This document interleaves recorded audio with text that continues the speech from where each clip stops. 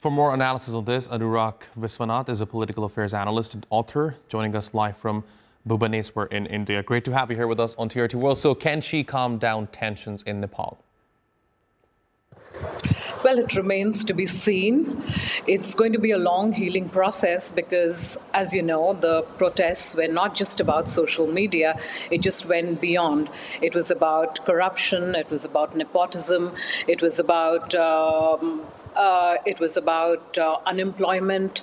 It was about the economy. So this has been the culmination. It has been simmering for a very long time. It has been very restive, and things came to a head, triggered by the ban on social media.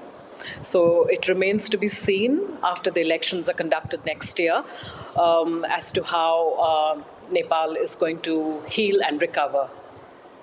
As you rightly pointed out, it reached a tipping point when the social media ban was introduced. But when you think about it, in almost a week, a government was basically asked to step down. So how do you think things, unfolded so rapidly?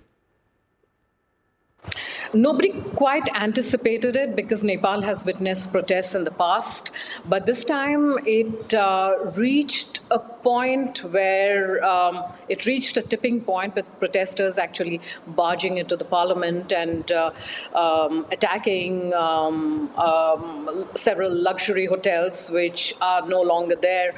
It was this anger against conspicuous consumption, against a lavish lifestyle, which many people felt was being led by the offspring of political leaders. And Nepal has the same kind of faces, the same political elite in power for a very long time. So it's just perhaps, they are in opposition or in coalition, but the faces remain. So it was a visible backlash.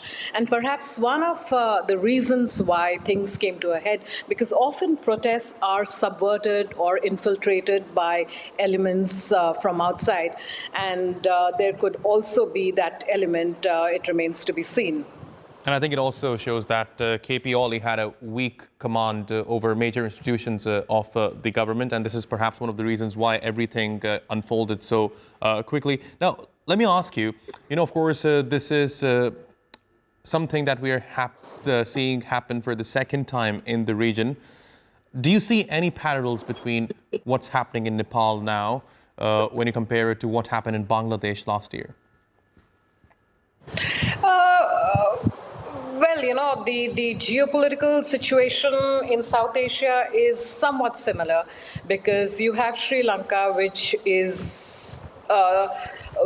tries to maintain a delicate balancing act between China and India, and Nepal, being the buffer between China and India, also maintains a very delicate balancing act. It walks a tightrope between the two powers, and these powers obviously do play a role, an invisible hand of China, because of the economic integration with Nepal and India's social and cultural integration with Nepal.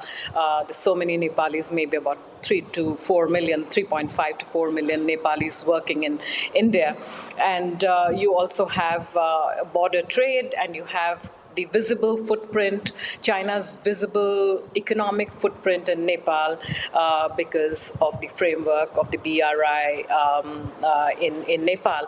And so you have these two powers which are countering, checking, and competing with each other in Nepal as well. So there is this other dynamic which is in play very obviously in Nepal. It also involves the US. So, so you have the political situation, you have this situation triggered by economic factors, but you also have the political angle where